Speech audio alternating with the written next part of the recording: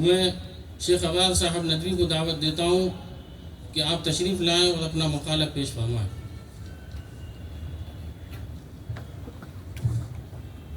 السلام علیکم ورحمۃ اللہ وبرکاتہ۔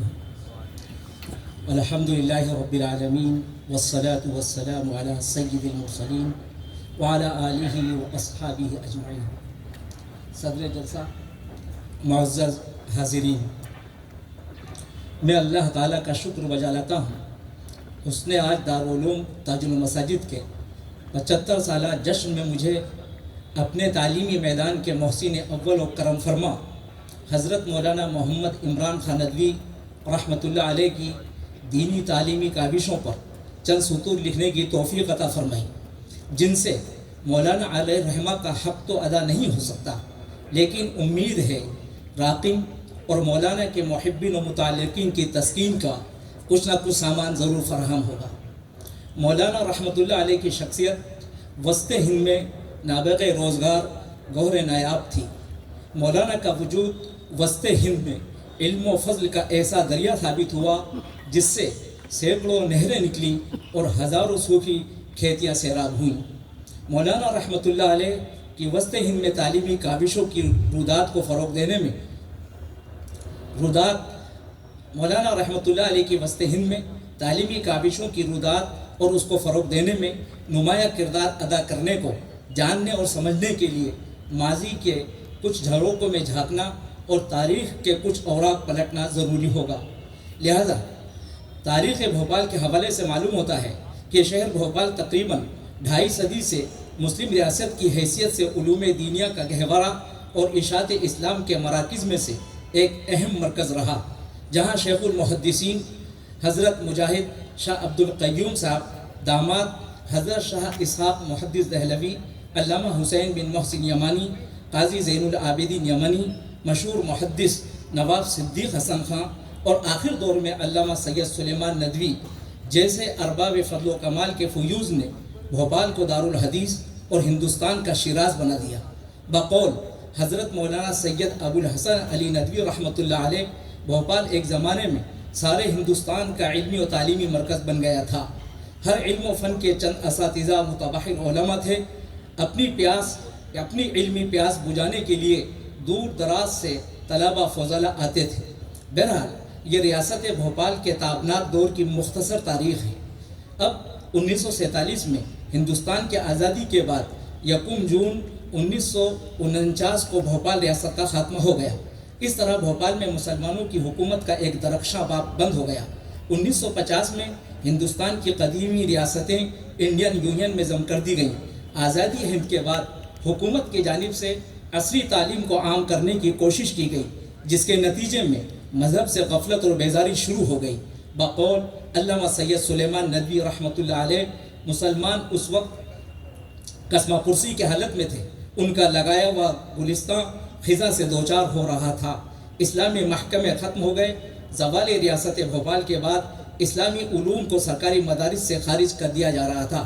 تعصب کے کالے ناگ نے سب کچھ نگل لیا اور مسلمان صرف حسد و یاس کا مجسمہ بن کر رہ گئے۔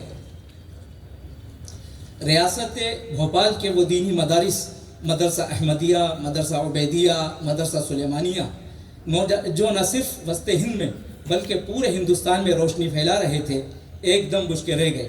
فضا میں خاک اڑنے لگی۔ دینی علوم کی طرف سے ہر طرف مایوسی طاری ہو گئی۔ یہ امیدیں باقی نہیں رہیں کہ مستقبل قریب میں پھر قال اللہ اور قال الرسول صلی اللہ علیہ وسلم کی آوازیں یہاں سے بلند ہو سکیں گی۔ خصوصاً وسط ہند کے یہ حالات تھے جن کی وجہ سے ہر درمند خطرہ محسوس کر رہا تھا کہ دینی تعلیم کا نظام کیسے مستحکم ہو اور آئندہ نسل دین سے یکسر غافل، خدا پرستی سے بیگانہ اور مذہبی ورثے سے محروم ہو جائے گی۔ اس فکر و احساس، آس و یاس میں مولانا محمد عمران خان صاحب کے مضطرب دل کی دھڑکنوں کو اس واقعے کے ذیل میں ہر گوشے شنوا سن سکتا ہے۔ 16 ستمبر 1947 کو مولانا محمد عمران خان صاحب حضرت مولانا محمد یعقوب مجددی رحمۃ اللہ علیہ کی مجلس میں پہنچے تو حضرت نے فرمایا، تم ابھی اگست میں لکھنؤ گئے تھے، اتنی جلدی واپس آ گئے؟ مولانا نے کہا، سارا دینی نظام الٹ رہا ہے، सोचता हूँ कि क्या होगा, किस तरह से सारा काम किया जाएगा। हज़रत ने अजीब दर्द के लहजे में फरमाया, अभी क्यों आए? अभी तो इस्लाम का जनाजा तैयार हुआ है। जब इस्लाम इस इलाके में दफन हो जाए तो पुरसे को आना। मौलाना ने अर्ज़ किया, नदवा छोड़ दूँ? मौलाना मरहूम दारुल नदवतुल उलमा के मोहतमिम थे। हज़रत मुजद्दिदी साहब ने फरमाया, मैं क्यों कहूँ कि छोड़ दो? बादल गरज रहे हैं, आसमान अब्र आलूद है, बिजली चमक रही है, और भोलेपन से कोई साहब पूछे, हज़रत आप बड़े रोशन ज़मीर हैं, ये तो बताइए क्या बारिश होगी? क्या तुमको नज़र नहीं आता कि अगर सब लोग इस फिक्र में न लगे तो भोपाल मिट जाएगा? हज़रत मुजद्दिदी साहब की गुफ्तगू असर से खाली क्यों रहती? दिल से जो बात निकलती है असर रखती है, पर नहीं ताकत परवाज़ मगर रखती है। ये नदवतुल उलमा से चंद दिनों की रुखसत अब 1 साल 5 माह पर मोहित हुई। उधर हज़रत मौलाना अली मियाँ रहमतुल्लाह अलैह ने बुलावे के लिए इसरार किया और ख़ुद बुलाने के लिए भोपाल आए। बहरहाल किस्सा मुख्तसर, मौलाना इमरान खान साहब रहमतुल्लाह अलैह का लखनऊ से भोपाल आना मशयत तकवीनी के लिहाज से बहुत बेहतर साबित हुआ कि इस तरह से वसत हिंद में नदवतुल उलमा का एक अजीम तालीमी दीनी मरकज़ कायम हो गया। रियासत के खात्मे पर दारुल उलूम ताजुल मसाजिद का आगाज़ एक ऐसा फ़ैसला था कि अगर उन जैसा मोमिन इंसान न होता जिसके पास आहनी अज़्म हो तो ये फ़ैसला करना मुश्किल था। वरना 1947 के खूनी हंगामे के बाद इस हैजानी माहौल में इकामत दीन के बजाय मदरसा कायम करने की बात फातिरुल अक्ली की बात मालूम होती थी। लेकिन इन्हीं हालात में हज़रत शाह याकूब साहब रहमतुल्लाह अलैह की दुआ और अल्लामा सैयद सुलेमान नदवी रहमतुल्लाह अलैह की रहनुमाई में दारुल उलूम भोपाल का आगाज़ किया, और आज उसी 75 साल कबल की तुख़्मरेज़ी के बरगुबार हमें नसीब हो रहे हैं। अल्लाह ताला की रहमतें हों मौलाना की तुरबत पर। आपके लिए ये बात यकीनन ताज्जुब की होगी, मौलाना ता हयात दारुल उलूम ताजुल मसाजिद की खिदमत बग़ैर किसी उजरत और तनख्वाह के अंजाम दी। बस ये पस मंज़र है जो हमें बतलाता है कि मौलाना वस्ते हिंद में दीनी तालीम के मुबल्लिग़ ही नहीं बल्कि उसके मुहफ़िज़ व अमीन भी थे, और ये दारुल उलूम रोज़े अव्वल से नदवतुल उलमा के मकसद व मनहज पर कायम किया गया। इस लिहाज से मौलाना रहमतुल्लाह अलैह वस्ते हिंद में दीनी तालीम में इस्लाह निसाब के बानी और सरखैल भी हैं।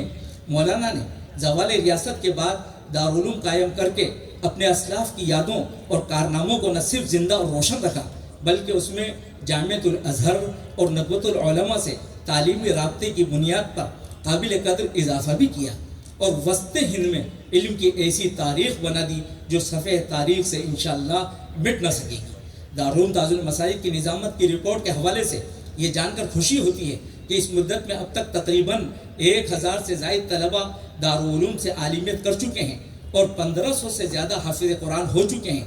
भोपाल और क़ुर्ब जिवार के इलाकों में दारुल उलूम से मुल्हक़ अब तक 37 मदारिस व मकातिब बेदीनिया कायम किए जा चुके हैं, जिनमें तालीम पाने वाले तलबा की तादाद 4000 है, जिनकी तालीमी निगरानी के साथ माहाना गिरान भी दारुल उलूम से दी जाती है। अल्हम्दुलिल्लाह यहाँ के फ़ोज़ला मुल्क व बैरून मुल्क में इल्म दीन की खिदमत अंजाम दे रहे हैं। दारुल उलूम ताजुल मसाजिद की तालीमी मेयार को अलीगढ़ मुस्लिम यूनिवर्सिटी ने BA के बराबर तस्लीम किया है। मलेशिया की इस्लामी जामिया और इमारात अरबिया की जामियात में पेशरफ्त चल रही है। जामियातुल अज़हर से कदीमी ताल्लुक़ की बुनियाद पर 1967 में ही मिस्री उस्ताद शेख महसूब अहमद इब्राहिम अन-नज्जार, दूसरे मरहले में अब्दुल फत्ताह अली रिज़्क़ दारुल उलूम ताजुल मसाजिद में अरबी ज़बान व अदब की तालीम के लिए मबूस किए गए। इस तरह से दीनी तालीम के साथ अरबी ज़बान व अदब का फैज़ भी वस्ते हिंद में आम हुआ। दूर न जाइए, आज शहर भोपाली में इस नहज पर दारुल उलूम ताजुल मसाजिद के अलावा 3 बड़े इदारे कायम हैं। महदूद दिरासात इस्लामिया, दारुल उलूम अल्लामा अब्दुल हाई, दारुल उलूम अबुल हसन, ये सब इसी गुलशन इल्म की गुलकारियाँ हैं और मौलाना रहमतुल्लाह अलैह की साइया महमूद का अक्स जमील हैं। मौलाना रहमतुल्लाह अलैह की बरकत व मेहनत से वस्ते हिंद खुसूसन इलाक़े बरार इस वक्त अल्हम्दुलिल्लाह दीनी तालीम का अहम गहवारा बना हुआ है।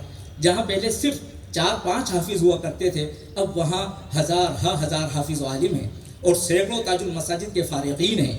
ندوۃ العلماء کی ممتاز شاخ مہد دارالعلوم حسینیہ امراوتی، دارالعلوم دھارنی، مدرسہ مفید الاسلام خامگاؤں اور امراوتی کے اطراف میں جتنے بھی دارالعلوم ندوۃ العلماء کے ملحق مدارس ہیں، ان سب کے ذمہ داران دارالعلوم تاج المساجد کے فارغین اور فضلاء ہیں۔ اور سچی بات یہ ہے کہ اس علاقے میں مرکز نظام الدین کی تبلیغ اور ندوۃ العلماء کی تعلیم کا اولین تعارف مولانا محمد عمران خان ندوی رحمۃ اللہ علیہ کے ذریعے ہی ہوا۔ اللہ تعالیٰ مولانا کی تربت پر رحمتوں کی بارش کرے۔ مولانا کی بصیرت سے تاج المساجد میں تعلیم و تبلیغ کے حسین امتزاج نے مولانا کی بصیرت سے تاج المساجد میں تعلیم و تبلیغ کے حسین امتزاج نے بھی دینی تعلیم کی توسیع کا بڑا کام کیا۔ یہ سب وہ شہادتیں ہیں جو بتاتی ہیں کہ مولانا وسط ہند میں دینی تعلیم کے مبلغ ہی نہیں بلکہ اس کے مصلح اور مدبر بھی تھے۔ بلا شبہ مولانا رحمۃ اللہ علیہ جہد مسلسل، عمل پیہم کی زندہ مثال تھے۔ انہوں نے اپنے تن من دھن کو تعلیم و تربیت اور دعوت و تبلیغ کے لیے وقف کر دیا تھا، اور یہی فکر تھی جو ان پر غالب رہتی تھی، جس کی بڑی شہادت یہ ہے کہ اسی رنگ میں انہوں نے اپنے بچوں کو بلکہ پورے خاندان کو رنگا۔ صبغۃ اللہ ومن احسن من اللہ صبغہ۔ معزز سامعین، محض ایک داستان سنانا مقصود نہیں، آج ہمیں جن مخالف طاقتوں سے سامنا ہے ان کے ناپاک ارادے پہلے سے زیادہ ناپاک و خطرناک ہیں۔ اس لیے ہمیں اپنے اسلاف کی کاوشوں کا سنجیدگی سے جائزہ لے کر مستقبل کا لاہ عمل طے کرنا ہے۔ غفلت کی میٹھی نیند نہیں سونا ہے۔ وَكَيْفَ تَنَامُ الطَّيْرُ فِي وُكْمَاتِهَا وَقَدْ نُصِبَتْ لِلْفَرْقَدَيْنِ الْحَبَائِلُ۔ اللہ توفیق سے نوازے، مولانا رحمۃ اللہ علیہ کو جنت الفردوس میں اعلیٰ مقام عطا فرمائے، آمین یا رب العالمین۔